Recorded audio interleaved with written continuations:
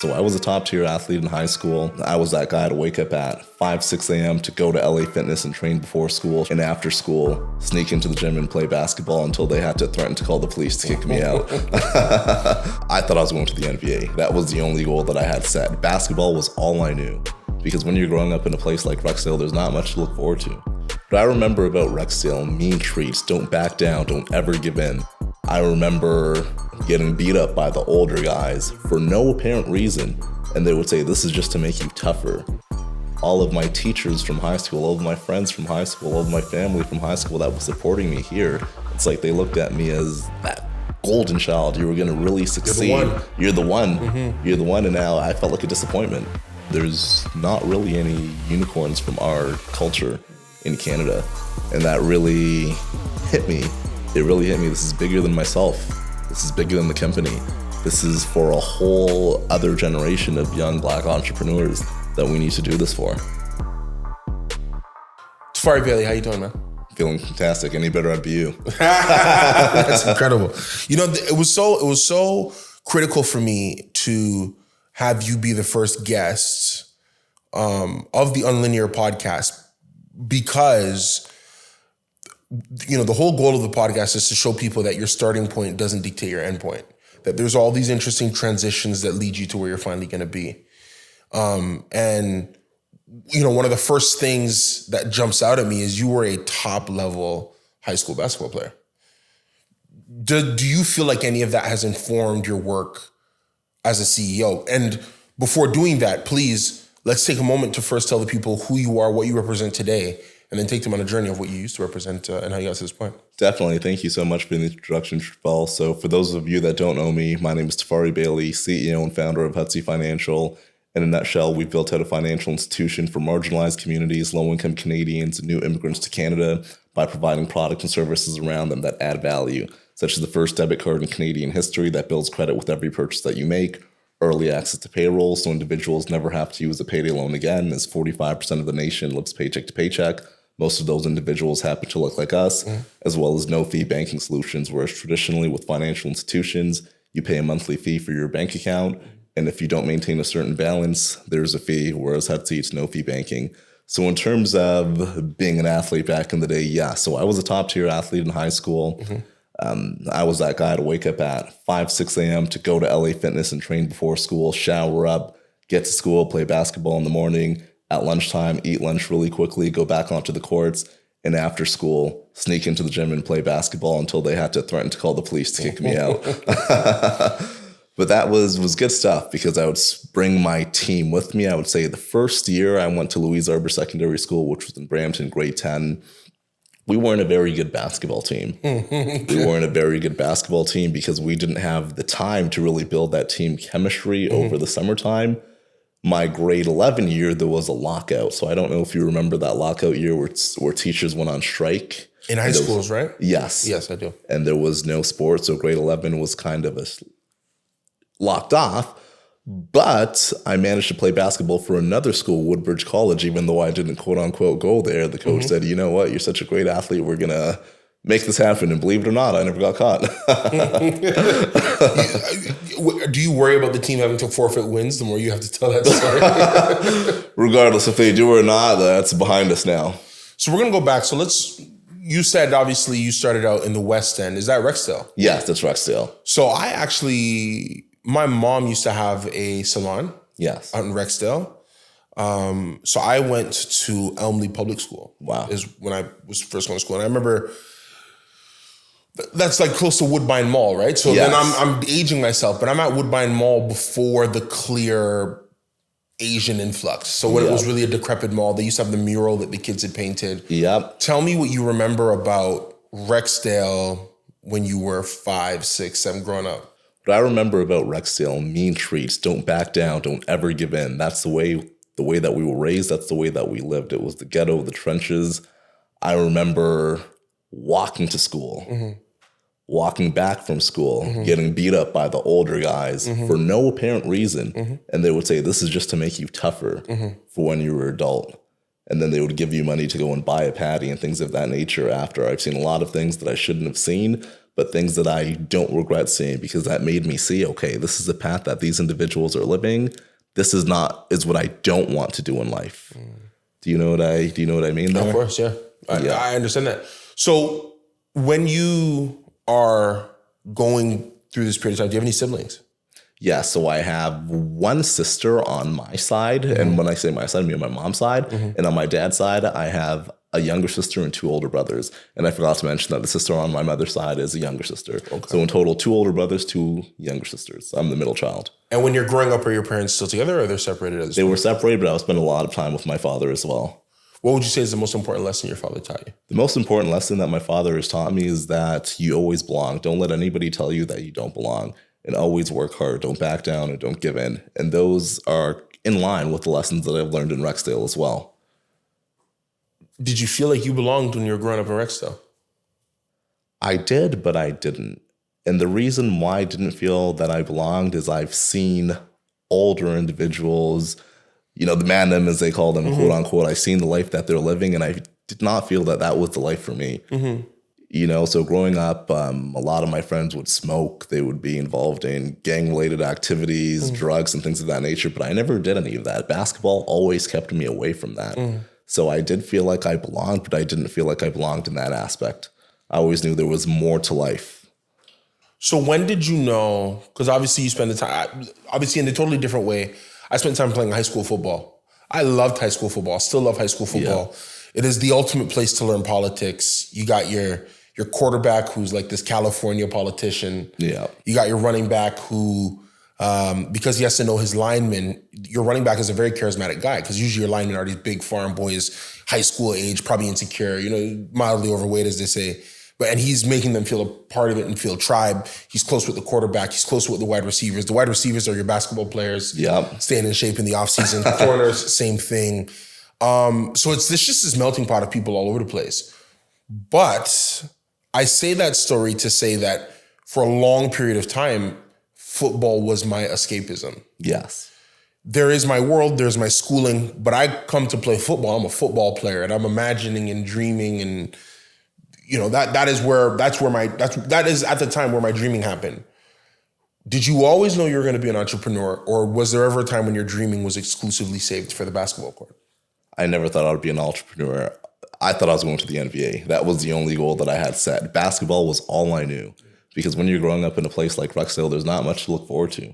So basketball was my savior. That's the only thing I had to look forward to, especially my mom would work multiple jobs, so I would rarely see her. She would always be working to put food on the table. So what am I going to do when she's gone? Play basketball. Yep, so that was my calling card. That was my savior. And all of my friends, I've met my best friends in life through sports and through basketball. So only because I know where you went to school, how old were you when you tell yourself you're not going to play in the NBA? I was either in first or second year university. Wow. Yes, I was in first or second year university. I realized that I was a redshirt for Brock University. Mm-hmm. I was in practice and I felt like I was cooking the point guards that were there. Yep. But the way it works is coach gives scholarships to specific people to come to the school, and you can't really bench those individuals. So I was supposed to go to training camp at Brock University, but I missed training camp because I had an AAU tournament. I believe it was in Las Vegas. Mm-hmm. So I wasn't going to skip that to go to training camp. Mm-hmm. And yeah, so I wasn't on a scholarship or anything. I was a quote unquote walk-on player. There was a time where the coach was actually supposed to see me play in high school, but he didn't show up to that game. And I didn't know he didn't show up to the game until after. But I ended up scoring about 56 points in that game due to the manner that I thought the Brock coach was going to be there, but he wasn't. So you're how old are you in your second year of university? In my second year of university, I'm going to estimate and say I'm 22 or 23. So 20. Let's say you're Rexdale's tough, but let's say that you're a blank canvas child, 4 years old. The world starts to imprint upon you. Let's call it maybe even 3. You spend 20 years in an identity, which is you're fitting in, you're not fully fitting in, but your father's giving you this confidence that you have a place. You've put all that confidence together. It's probably why you went to the AAU tournament, because you're thinking it's going to work out. I have a place. Yep. You show up to a place where on merit alone, they're not going to give you an opportunity. What did that do to your identity at that time? Really destroyed me. I didn't feel like I had an identity because up until this point in time in my life, basketball was my only love. That's all I knew. That's all I wanted to do. So it was like I was going through depression. It was tough. It's like, what do I do with my life? 23, depressed. Yep, 23, depressed. Nothing really going for me. My grades were suffering in school because of that. Isolated myself from friends just because I had a mission. All of my teachers from high school, all of my friends from high school, all of my family from high school that was supporting me here, it's like they looked at me as that golden child. You were going to really succeed. You're the one. You're the one. And now I felt like a disappointment. What was the most hurtful thing you heard? Now, there's two types of hurtful things in life. There's the stuff you hear that hurts because it's like, why would you say that? There's stuff you hear that hurts because you're worried it might be true. If you could bring yourself back to that time, what were the two most hurtful things you heard? One that you thought was true and one that you couldn't believe somebody could say about you. One that really hurt me is when the coach for Brock University says he doesn't see a fit for me on the team. That really, really hurt me. That hurt me and made me want to quit basketball. And ultimately, I did. I did. Not just not a fit in the starting lineup, not just not a fit, but not a fit for the team. Yes. You're not a good energy in practice, which is in direct contradiction to that lesson that you've been walking with your whole life, the lesson your father gave you that carried you through growing up out west, through being who you are, such a unique individual. And here's this coach challenging that. Yes. And he does get you off the team. What do you think would have happened if you stayed on the team? I would have continued to practice. I would have continued to show my work ethic and show my talents, and then maybe there would have been a roster spot for me. It's like I quit. I gave up. I stopped showing up to practice. I didn't really say anything, so I put that all on me, but I was a young and naive child back then. Maybe you don't start Hutsy though either. Yep, I definitely wouldn't have. I remember I have a friend of mine. He was on a soccer scholarship, phenomenal player coming out of high school. And he always used to say, I don't love soccer. I just wake up out of bed and I'm good at it. Yes. And I remember, he plays and he's on a scholarship and he does it for years. And then there's that moment of time right after school where he has now the opportunity to go try out for some minor league soccer teams and he's going to try and work his way to the MLS. But it's that moment where he has to want it. The way he got a scholarship, he was sort of playing for a rep team. Somebody found him, gave him a scholarship. Yes. But this is that moment where a team didn't see him play in college and give him an offer. So he has to go to the camps. You got to want it. You got to want to stay in a hotel room for $40. Take a bus, go to another trial. And when I'm talking to him, around that time when he comes home, he had, obviously as people do, oh, my family needs me. I got to get a job. For sure. But it was a smokescreen.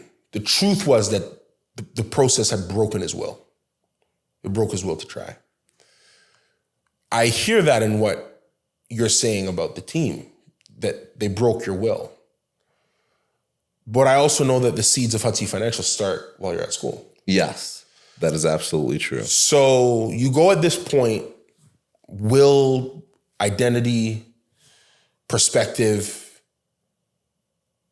sort of it's a blank canvas now. Yes, and comparisons. Like you never really want to compare yourself to anybody but yourself.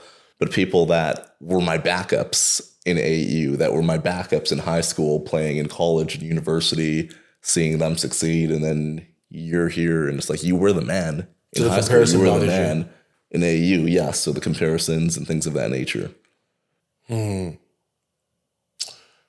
So how do you get from that to what I see now? What was the first step? The first step, I've always been this kind of guy in life. Whenever there's a problem, I see a solution. Problem is, I'm not going to go to the NBA and I need something to do with my life. Solution, let's get into business. Let's transfer this passion, energy, effort, work ethic, and dedication into business. So I started multiple businesses. Some have been successful, some haven't. What was your most successful business? The one that gave you the bug? The one that gave me the bug, it was probably EcoClean snow removal. So EcoClean snow removal. EcoClean snow Okay, removal. what did they do? So ultimately, I had a coach. Remember I told you that there was a lockout year and then I played for another school. So the school that I played for was Woodbridge College. And then we had a coach by the name of Coach K. So he had a company by the name of EcoClean Snow Removal in Brampton. Okay. So whenever there'd be a snowstorm, he would call me and the athletes. He would pick us up. He'd tell us, we're only going to be shoveling snow for a couple of hours and I'll give you guys $50. A couple of hours would turn into 10 to 12 hours and we'd be shoveling all night. We wouldn't get home until 6 o'clock. We'd have no time to sleep and school would be the next day. Oh my God.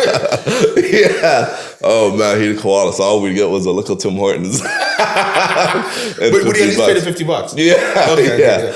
Oh my gosh. But What was it about that experience that gave you the bug for business?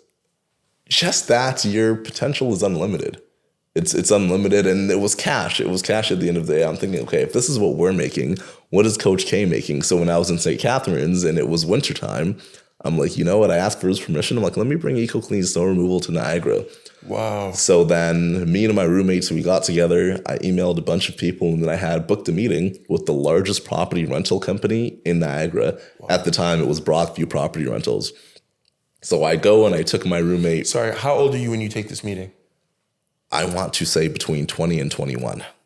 So you did this meeting before leaving the basketball team? It was around the same time. Okay.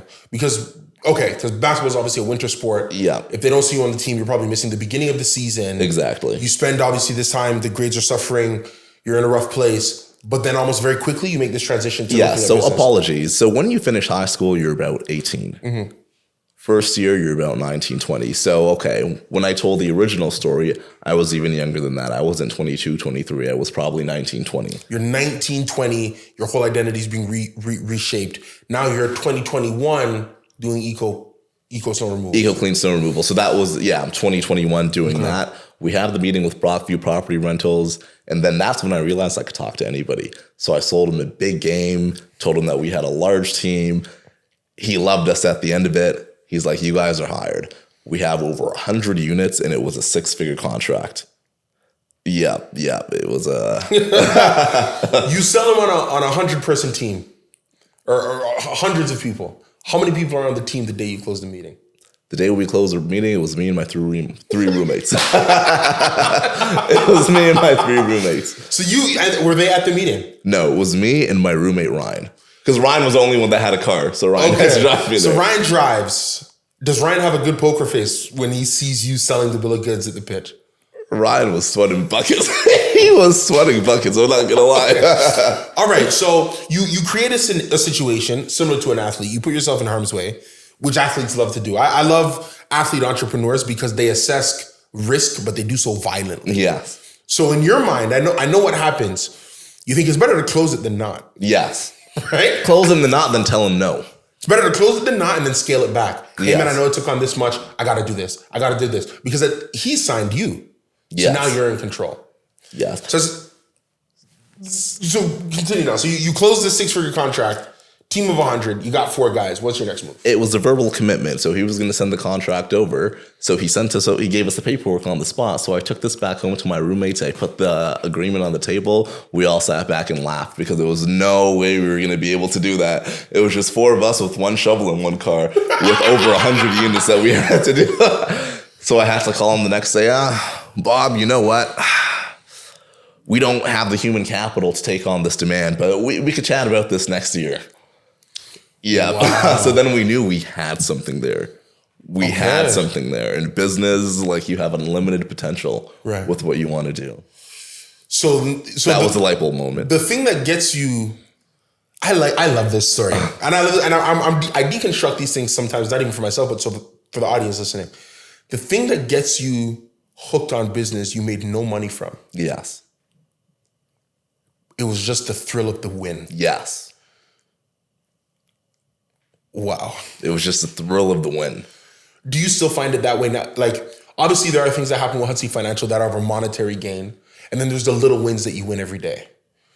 Today, what's more satisfying for you? The money wins or the thrill? Is it the thrill of the hunger or is it the money? It's the thrill of the hunger. It's the game, yeah. It's the game. Yeah. Okay, so we have this snow removal company that signed its big client, walks away from it. I presume you guys finished that season taking on the jobs that you could. We didn't take on any jobs after that. No, no, because we didn't have the time to. Our schedule was too busy. But after we got that, we realized there's something here. Yeah. There's something here in the business realm. So you continue on, and then you end up doing a technology company with one of your roommates. Yes. Was it one of the original four who was part of the snow removal company that you pitched? Yes. Who was it? It was Obi. Okay. So then Obi comes with the idea, or you come with the idea? So Obi was the only one of us that was into startups. And there was another gentleman named Nyron. So I was also working at TD Canada Trust at the time. So you're at the bank. Obi's a startup aficionado, which I tell you what, in Canada is a hard thing to know. It's a hard thing to know that there is a world to create companies. Yes. Right? You're thinking, I got to get a job. I got to get a paycheck. Maybe and then even the way, I grew up in Brampton, you're on the West End. When you think of starting a business, you're thinking of monetizing a hustle. Yes. Passing out flyers, taking some, you're thinking, so you're at TD Canada Trust. You have this sort of consistent, sustainable income. I've been in the bank system, so I know how they, I don't want to say brainwash, but I know how they train you. Let's call it totally. That. I know they train you to think, teller today, regional manager 10 years from now, we'll see you, on retirement day. But they bring you in to turn you. I always say that. They do. So you're there. There has to be some sense of accomplishment that you're at the bank because I know how the bank trains and how they make you feel so strong and so empowered in their role.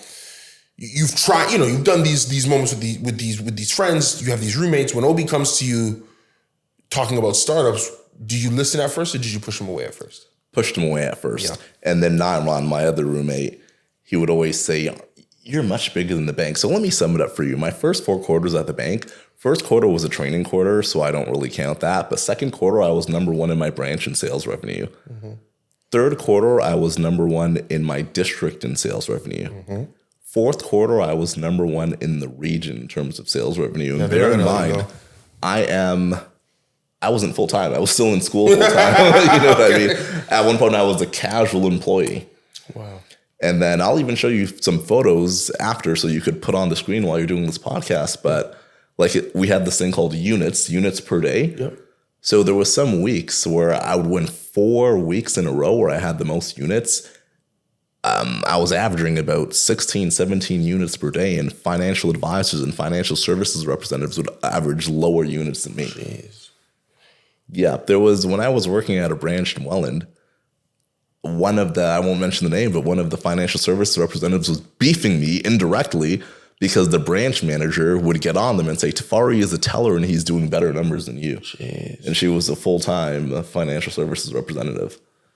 At that time, and this is not to speak negative of the bank, but at that time, are you aware that you're working more than they're paying you? Because the bonus structures are not in place for you to be properly compensated. Yes, no, I wasn't. I was just always on a high. So the same way how, I'll be posting wins on Hutsy on my Instagram story. Back then it was Snapchat, so I'd be posting my TD wins on Snapchat. And we had this thing called champions. Mm-hmm. So that's where they take the highest performing representatives, they bring them overseas, and you have a vacation for 4 or 5 days. Mm-hmm. I made champions in my first year, which is unheard of. Mm-hmm. So then one of my buddies, he was actually the youngest branch manager in Canada. And when I was talking to the district vice president, the plan was for him to move up and for me to take that role in the next couple of years. So wow. Okay. So not only are you at the bank, not only are you seeing that it's skillful, which I'm assuming is triggering the athlete in you. Because I know an athlete loves to be good at something. Yeah. Right? You love the wins. You love the wins. And it's statistical. Yes, it's competitive. It's I want it to be number 1. Yeah. I want it to and be you're number being 1. that. And then they give you the career path. Yes. And I know how those conversations work, whether it be 5 years, 2 years, 3 years, 2 months, 5 months, whatever it is. But when you get the tap on the shoulder, it's a real tap. Yes. All it means is don't mess it up. It's not like you're home free, but you're going to call your shot. The next job lets you pick a job. Yes. How old are you when they give you that offer? when they give me or when they have this conversation with you about this succession plan that they have for you? This was at Champions. So this is at this is at essentially the best of the best, top elite trip. Yes, that is correct. And then right after that, I got my promotion. Wow. To an FSR, and they sent me to the busiest branch in the district, which was branch 90 in Stony Creek. Wow. Yeah. So now you're in Stony Creek. Have you already started work on the business with Obi and your other roommates yet? No, not at this time. Wow. Okay. So they come to you when not only have you proven your mettle at the bank, but the bank has done something that's so rare for people. It's shown you love. It gave you the promotion. Yes. I understand why you pushed him off the first time. Yes. They're like, you're bigger than TD. Don't you think you're bigger than TD? But I'm going off of the high, Yep. I am a kid from Rexdale. We went to Punta Cana, all inclusive. That was my first time experiencing anything like that. So I'm on a high. I'm enjoying the love every week. We're getting emails. Oh, Tefari Bailey is #1 in the district this week. X amount of units. You're getting the high. Yeah, I'm on the recognition. High. And the recognition. Because, look, man, an athlete loves a crowd. Nothing wrong with it. An athlete loves a crowd, man. You love the applause. Yep. And there's something about that. You're in this close circle. Sure, it means a lot to your Snapchat and your Instagram followers, but in TD, you're walking around, your chest is big. They know you're right. So district vice president knows my name. It's like he would go to all these branches every couple of weeks. Hey, Tefari, how's it going? Yep. And that's a handshake that means something, especially. I mean, look, I don't want to marginalize any other community, but coming from where we come from, that's a serious hand to shake. Totally. It's a serious hand. It does something to your brain when you shake that hand and you think, yeah, man, I'm looking at you eye to eye. I'm coming. Like, there's that. And then there's that athlete in you that says, man, 5 years, I'll be right there. There's all that energy for you. So what is it like when Obi comes now? Because you're on a high. You're rebuilding your identity. You're probably only 5 years into doing it. You're achieving success. And you have a friend who essentially asks you to give it all up to reframe your identity again. What's that like? Yeah, so what that's like is it didn't make any sense to me. It's like that was a completely different universe, and if everything is working here, if the wheel isn't broken, why am I switching cars? That's the way I felt. Why am I really switching cars? And then when I got to actually... So for my first year of university to second university, I had different roommates. It's like in the summertime, I went to school in Brock University. That's the university town. People are there really September to April, then April, May, June, July, August, everybody goes back home, except for the people that have summer school or the entrepreneurs. So that's when I really got to know my buddy Obi, because he took me into an entrepreneurship house with 2 other entrepreneurs. And then I'm like, wow, this is the life these guys are living. I'm one of my roommates, Panther. He would come out of a room, I just closed a $500 deal. I'm like, what a $500 deal? That was rent for the whole month. You could just have one conversation over the phone and you could make $500. Yeah, so a more immediate win, a new high. Yeah, a new high. And if you don't spend that time there in the summer, no way. So I was just learning. All of them had various agencies. So then I created my first. Before the digital marketing agency, I created a company by the name of Northwest Staffing. And that was pretty much to connect students looking for jobs with people looking to hire. That didn't work out. And then I called it Job Prep. So where we would prep people for jobs, we would give them consultings, and we would edit their resume. So we got a few people signed up. We would charge $20 to do their resume, but the margins just didn't make sense. And I would have these meetings for an hour with people. And then by the time it came down to paying the $20, they didn't have that money, so that didn't work. And then I created a digital marketing agency. Obi kind of inspired me to do that because he had his own digital marketing agency. And we had a bunch of clients. We had some car dealerships, we had some real estate agents, some mortgage professionals. It was working really well. And then I noticed a lot of the clients that we had were real estate agents and mortgage professionals. So I'm like, okay, this is our niche. This is where we're going to niche down. So we changed the company, which was called Leads App, to Canada Homes, to a Canada-wide digital marketing agency specializing in customer acquisition for real estate professionals. Are you the CEO at this point or no? Yes. You are the CEO? I am the CEO. So how do you go from it's not your idea to being the CEO? How did that work?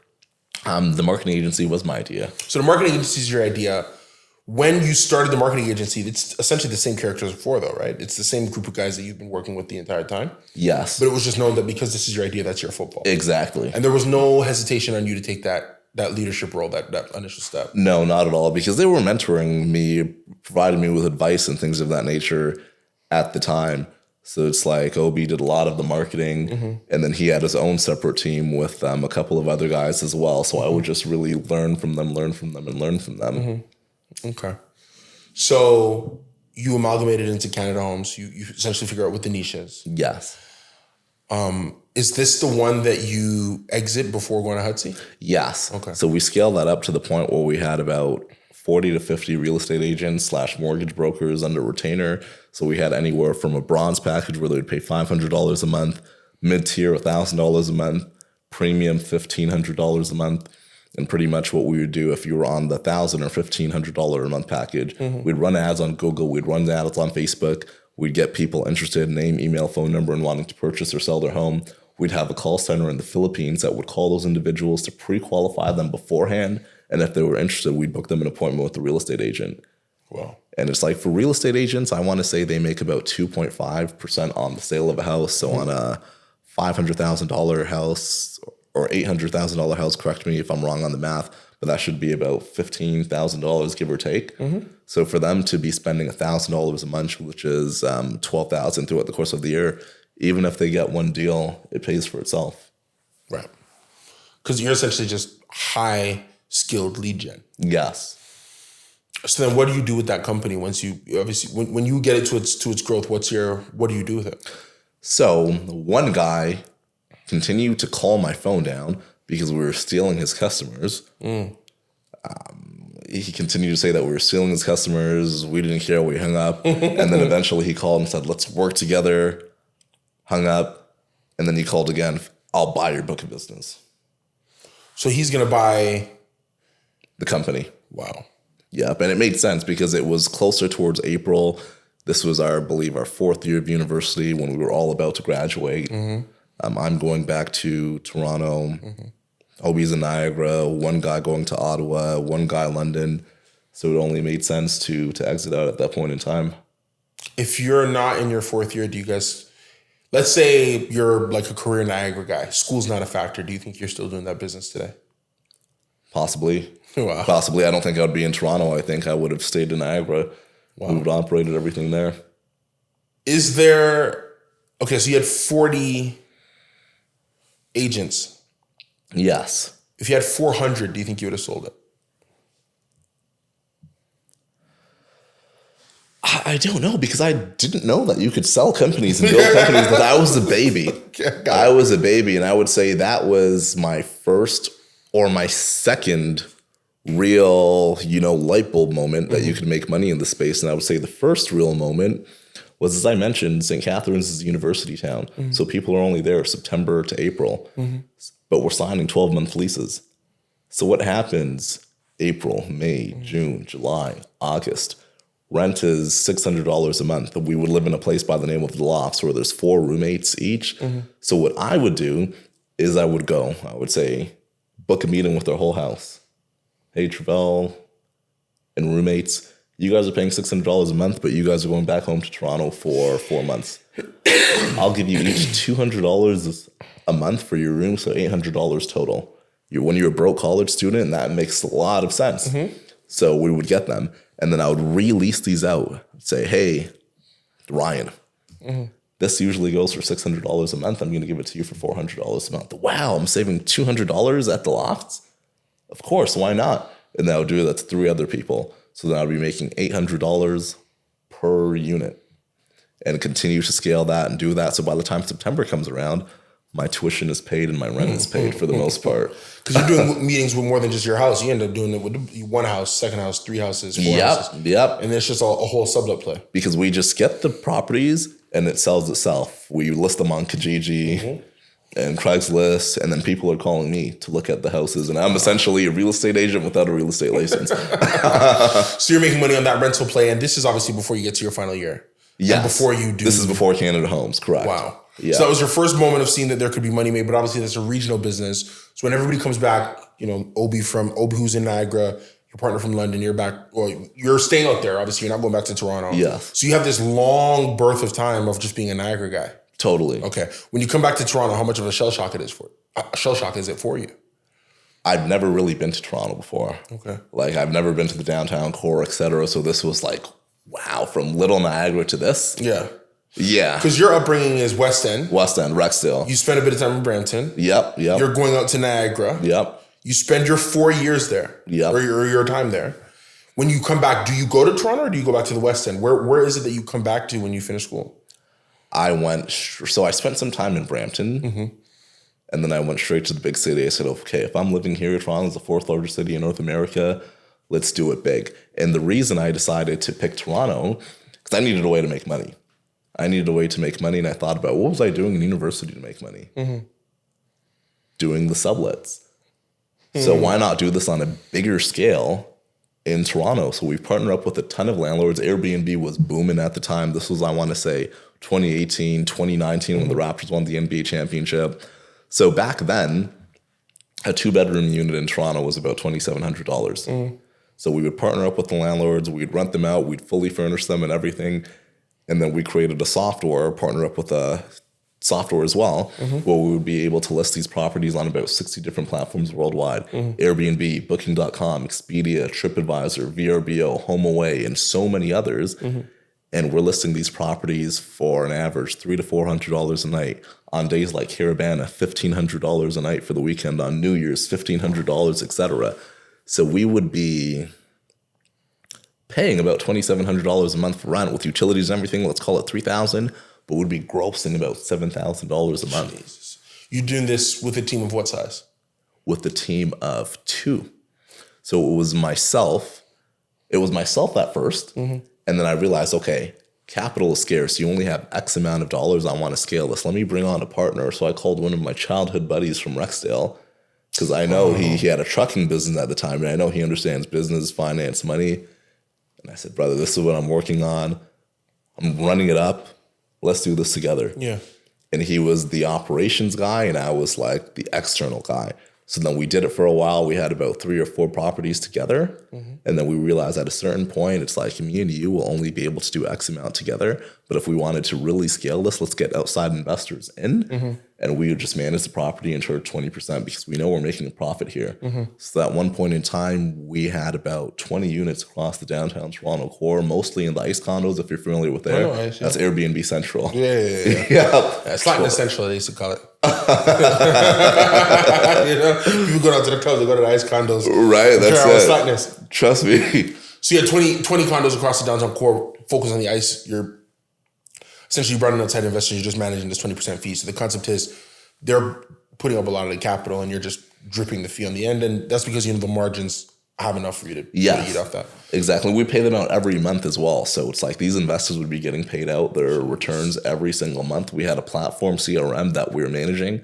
So for example, let's say an average 1-bedroom unit, we'd call it, let's say $10,000 first, last, plus the funds to furnish it. So we had this platform they could see, okay, let's say there was 4 investors in the unit, 2,500 here, 2,500 there, 2,500, 2,500. They'd be able to see the calendar. Who booked it? How long have they booked? How much money is going to be made? What's your cut? So you had an interface that was similar to Airbnb. Yes. Because it immediately would calculate it. Who built that for you? Guesty. Okay. So how do you go from that to Hutsy? Interesting story. So we call that. Because we're as tight as 2019. Yeah. And your Dragon's Den spot with Hutsy is what year? 2020. So that's why I'm very specific. The Raptors win the title June of 2020. Right? No, 2019. June of 2019, you're right. 2020, everything's shut down. Raptors win the title June of 2019. Does Hutsy exist yet?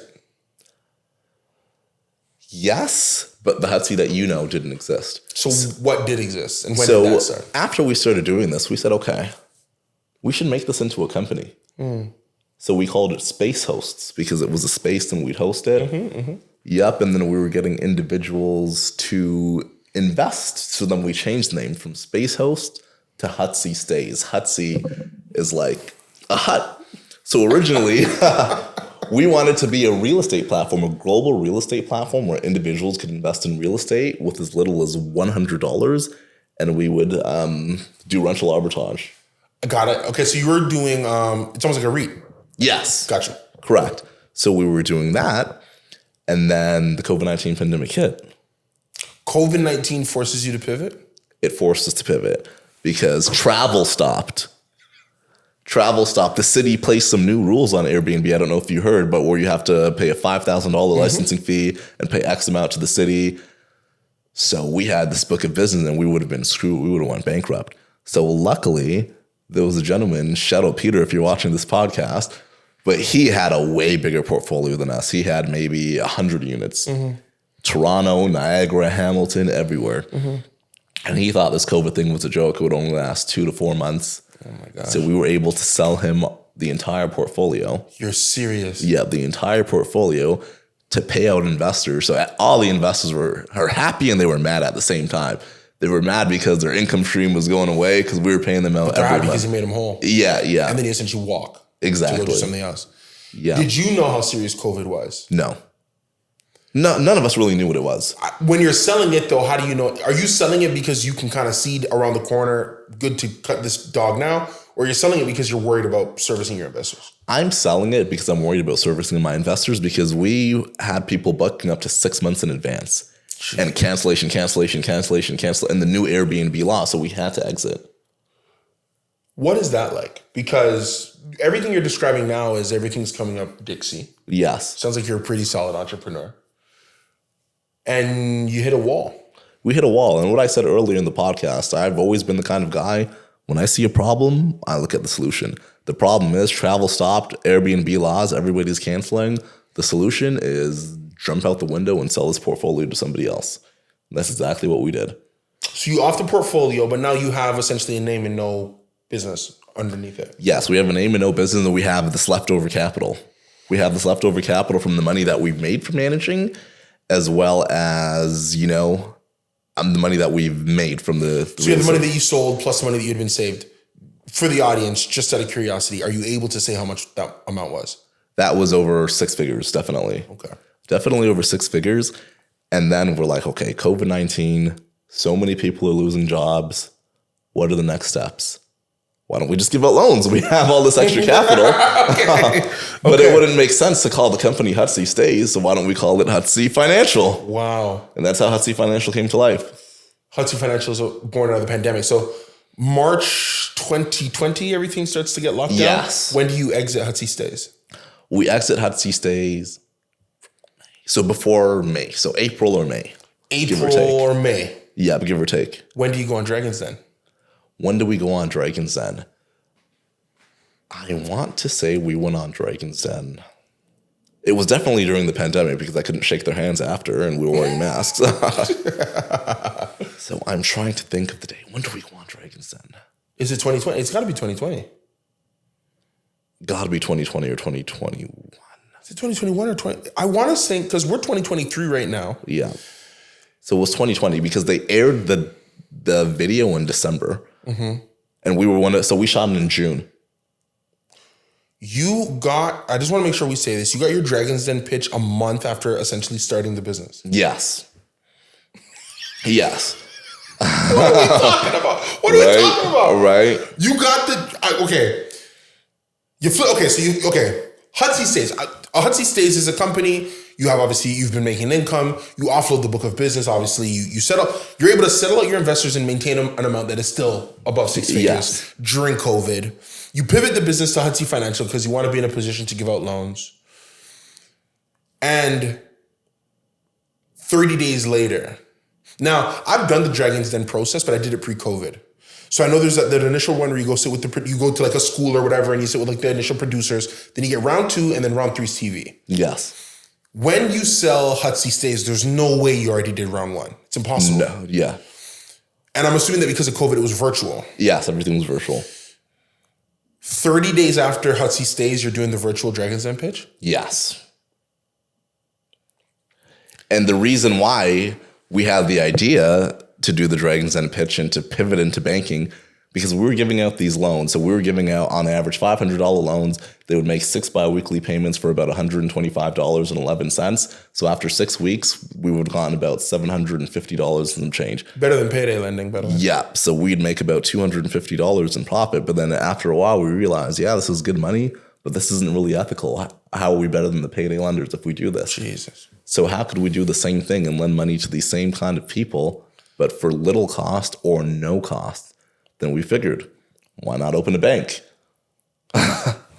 Why not open a bank where we could offer these services for free because we'll already have the deposits for the most part? And that's what the banks are doing anyways. Do you consider your Hutsy story, obviously it's still evolving, still building, you're still growing the company. When you get to Dragon's Den, does it feel like, okay, game on? Like, what was that for you? What Dragon's Den was for me, I had no idea. The community told me what Dragon's Den was for me. Okay. Because I thought we went on, we did a pitch. I thought I was extremely nervous. And then I posted on LinkedIn. We had over 500,000 views. The amount of love that we got, I still get love to this day. I promise you today, got a haircut before this. My barber, he's like, weren't you on Shark Tank? And I'm like, no, Dragon's Den. He's like, yeah, I knew you were a familiar face. My goodness. So it is crazy the amount of brand equity that Dragon's Den clip, that whole process, what that did for us at Hutsy. I don't even think we would have linked up if it was for that Dragon's Den clip. Well, because obviously the way we meet is through one of our street development guys. So way to pivot it to me. But a street development guy obviously finds you, and I won't lie. Hey, I know, because it's a crazy pitch. Hey, I know this guy from the West End. He's running a bank. He's going to take on the payday lenders. Now, for me, I heard payday and my ears perked up because there's an entire segment of my life that existed on payday loans. Yes. So I know what it is to be in that line, you know? So I take it in, and then, yeah, sure enough, he was on Dragon's Den. So, okay, send it to me. And then you watch the video. But obviously, you know, you get into the room, you're very well spoken. You clearly knew your business. I think the thing that I love about it is startup environment. You book Dragon's Den, you got 30 days to build the company. Because whatever you go on TV and say, it better be what we do. Yeah. And you got 30 days. Yeah, literally. How big is the team before the Dragon's Den pitch? Me, the business partner from Hutsy Stays, Yep. our web developer from India, Yep. and 2 virtual assistants from the Philippines. How big is Hutsy now? 14. Yeah, 14. Right. Yourself, essentially an equity partner, a developer from India who's the better part of a contractor. I'm assuming you find him on Freelancer or something like that and give And bear with me, that developer has been with me. He's still with us to that day, but he's been with me from the job prep days. So you just kept going back to him? Huh? You just kept going back to him? Yeah, so we've been working together for many, many, many years. Oh my gosh. Yeah, like I definitely want to fly him out to Canada and meet him in person one day. Yeah, for sure. For sure. Building the back end of all businesses. Team of 14. Exciting news about Hutsy, obviously, comes out, feels almost like weekly. But I want to go all the way back to the core of it. What does your dad say about all this stuff? Very proud, very proud. Just like my dad, my mom, my grandma, I get messages every day just telling me to continue to go, keep the right mind on your head. My grandma will message me every day for no reason, say stay sober. Don't let anything or any woman influence your decisions. But no, they're all really proud. And my point of view, my family is immigrants. My mom's side of the family from Jamaica, dad's side, Trinidad, they dropped everything that they had to come to Canada to ensure that me, my brothers and sisters had an amazing life, a better life that they did. So the way I see it, I need to work 110% every day to ensure them that their sacrifice wasn't in vain. I see a lot of people here that are immigrants as well. They're comfortable. Why? Why are you comfortable? Imagine what your family had to go through. Like, that's a slap in the face to them. Wow. Pretty sure you feel the same way. Look, everybody's process is its own thing. My parents are immigrants, and my drive is I'll never be as good as my father. I actually believe that. Because I think about, my dad came here at 17. They made him restart high school. So he leaves high school at 21. Leaves high school at 21. By the time he's 30, he's married. He has a 9-year run.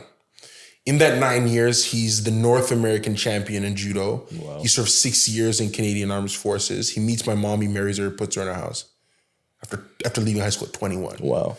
I left high school, I was 17. 9-year run puts me at 26. I hadn't done a goddamn thing. So for me, I almost get emotional sometimes when I think about it, because I just think about the run, man. You know, like I always say that greatness is decided at the end for the benefit of a run. People love Kobe because he essentially has 2 runs. Yes. He has the 8 run, he has the 24 with Shaq run. and with Powell. Jordan is essentially the best because he has a run from 89 to 98 when he retires. That's just it's even before that. When he wins the MVP with Doug Collins. So whatever year that is. I think that's 87. You know, but he has 2 years where, it's got to be 87 because he has 2 years where he loses to Detroit, but he's clearly the man. Yeah. And then he starts winning. It's just an undeniable run. Like people say what they say about Jordan because of this mythical time, right? Yeah. So for me, that's my father's mythical time. 21 years old, fresh out of high school, puts his head down and says, all right, let's see what I can make happen. And puts in enough building blocks to give me an opportunity to live. It's one hell of a run.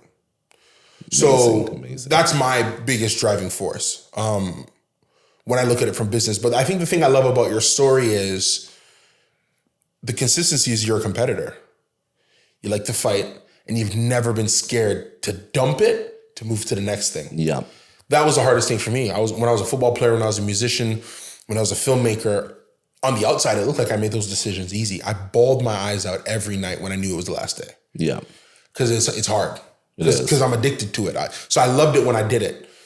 And quitting always made me feel, or stepping away made me feel like I was quitting. Did you ever have a hard time transitioning from basketball, transitioning to different companies? Did it get easier for you as you went on? Was that time walking away from that team still the hardest, or was there a harder time in business to transition for you? So the question that you're asking, was it a tough time transitioning from athletics to business? No, so athletics to business, we know that was a tough time. We talked about that identity. Transitioning from TD into business, or one business into another business, Hutsy stays into Hutsy Financial. Did you find they get easier as you went on? Yes. Okay. Definitely got easier as they went on because I like to build in public. Whatever I'm doing, I post on my socials so people see that this guy has a track record of business and he has a track record of wins. So it gets easy. We get supporters and people. Like, the following that I had, they seen everything before the Dragon's Den, before the Startup Fest wins and things of that nature. So it definitely got easier from that point of view. But it's like with more power comes more responsibility. So it's like at Startup Fest, one Black venture capital analyst, he came up to me and said straight up, it's up to you. There's not really any unicorns from our culture in Canada. And right now there's 2 companies that we all have the eye on. There's Hutsy Financial, and there's a lady by the name of Claudette. She owns a cybersecurity company, I believe, Foxfire or something along those lines. It's up to you guys because we're all pitching you guys to everybody else in other communities. So we need you guys to get to unicorn status to open up more opportunities for everybody else on the ground level. So more, venture capital firms could start investing into diversity founders and things of that nature. And that really hit me. It really hit me. This is bigger than myself. This is bigger than the company. This is for a whole other generation of young Black entrepreneurs that we need to do this for. Does the pressure get to you sometimes? Does the pressure get to me sometimes? I've always been the kind of guy, I've never been too high, I've never been too low, but I do 110%. I'll put 110% into my business. I'm that kind of guy to wake up at 4 or 5 a.m. and just work, position my team for success. So I'm satisfied with the results. I'm satisfied with the outcome. As long as I put myself in a position to succeed, find the right mentors, find the right investors on the cap table, hire the right team, and put in the work, I'll live with the results. I thank you so much for sharing your story, for running us through this sort of unlinear path. I like to end with the same set of questions, borrowing it from a show I used to watch. Just answer as honest as you possibly can. What noise or sound do you love? Rain. What noise or sound do you hate? When you're, the chalkboard screech? Yes. What would you say turns you on? In what aspect? Oh, however you want to answer